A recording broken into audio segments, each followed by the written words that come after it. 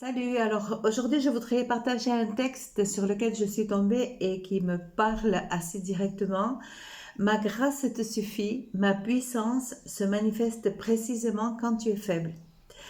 Alors, j'étais en train de penser que dans ces temps d'incertitude entre la peur d'être contagié et la contrainte de l'enfermement, de voir nos libertés restreintes, et au moins celles de mouvement, celles de réunion, et en même temps nous apprenons des pertes et des maladies qui n'ont pas de guérison, nous voyons des situations de nos proches qui ont des difficultés émotionnelles et affectives aussi, quand on assiste à des ruptures et même des divorces, et en même temps on voit des situations économiques très critiques.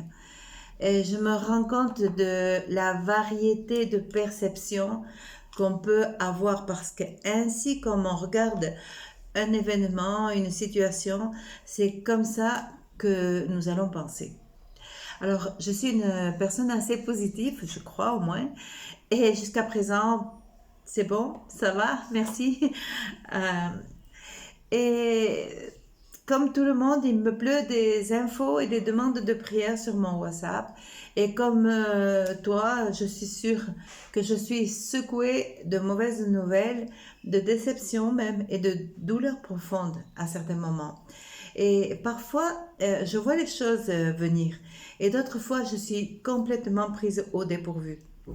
Alors, je cherche Dieu, certainement comme vous le faites aussi, nous cherchons Dieu et nous nous réfugions en lui, en croyant que la tempête va passer et que nous n'allons pas nous mouiller. Mais des fois, je vous assure que moi-même, je suis trempée. Et du côté de la foi, nous avons toujours tendance à la réponse un peu facile. Ah, ça va passer. Ou alors on dit on va prier. Peut-être en espérant un miracle qui résoudra tout et qui nous ramènera à une situation super idyllique. Et c'est très bien, pourquoi pas, il faut le faire. Mais cela ne garantit pas que la réponse de Dieu soit positive. Parfois, c'est non, et parfois c'est attends, et parfois c'est ma grâce te suffit, ma puissance se manifeste précisément quand tu es faible.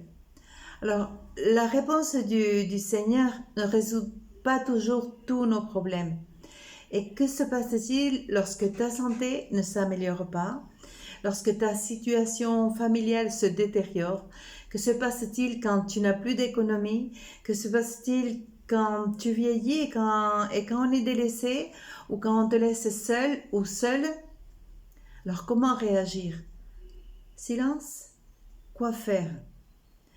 Les réponses, est-ce qu'elles vont tomber du ciel? Évidemment, nous devons demander à Dieu ce dont nous avons besoin toujours.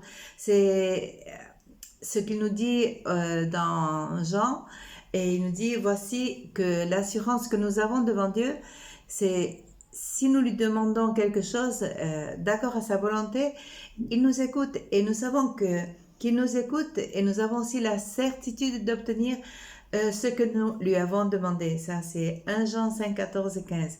Alors, ce verset nous plaît beaucoup. Et maintenant, la question, ce n'est plus pourquoi moi? Pourquoi est-ce que ça m'arrive à moi? Mais ce serait plutôt pourquoi pas moi? La clé est dans la volonté de Dieu. Et tout comme il n'a pas sauvé Jésus de la mort, peut-être qu'il a aussi un autre but à atteindre dans nos vies à travers de la souffrance ou du malaise. Nous étions déjà avertis, n'est-ce pas? Il a dit, dans le monde, vous avez à souffrir. Eh bien, on y est, nous y voilà. Alors, bien que notre pays se situe dans une zone historiquement et culturellement chrétienne, beaucoup d'entre nous ne connaissent pas vraiment l'essence du caractère chrétien. Nous voulons un évangile rapide, à consommation rapide, un miracle en une ou deux prières et c'est bon. Croire en Dieu, oui, mais s'il nous fait du bien. Alors, vous savez, le bien que Dieu veut nous faire n'est pas seulement la santé. ça aussi, mais surtout le bien de notre âme. Alors, il nous dit, ma grâce te suffit. Le mot grâce m'inspire. Tu sais, c'est synonyme de joie, d'un don qui fait plaisir. C'est un cadeau qu'on ne mérite pas, que Dieu accorde aux êtres humains qui reconnaissent que leur situation les éloigne complètement de Dieu. Et comme ça, d'un coup, soudainement, ils parviennent à payer la dette qui les sépare et pouvoir être près de Dieu. Alors quel soulagement, mais aussi quelle joie, n'est-ce pas? Mais comment peut-on ressentir de la joie au milieu d'une affliction si grande ou d'une pandémie comme celle que nous traversons? Qu'est-ce que la joie personnelle au milieu d'une tragédie universelle? Certains disent que cela ne va pas se finir si vite. Alors, ma grâce te suffit.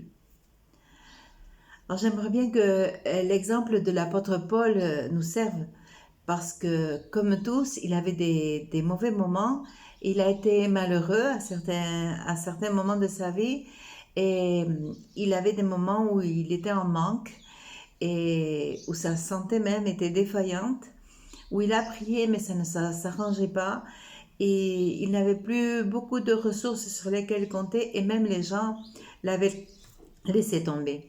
Alors, son estime de soi était un peu trop basse. Seul, Dieu était le rocher sur lequel il s'appuyait et sans crainte de tomber. Et la grâce de Dieu à ce moment était la seule espérance de Paul. Et un paradoxe aussi, parce que on lui dit, ma puissance se manifeste précisément quand tu es faible. Et alors, comment? Crois-moi que ton expérience personnelle et individuelle avec Dieu va faire la différence. Et comme Paul, nous devons reconnaître que notre faiblesse, elle est là et pour que Dieu puisse se faire fort en nous. Alors j'aimerais vous laisser avec une paraphrase que j'ai lue d'une femme qui s'appelle June Hunt.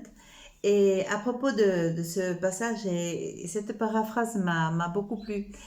Et elle dit, pour garder mon cœur humble, Dieu a permis cette immense douleur.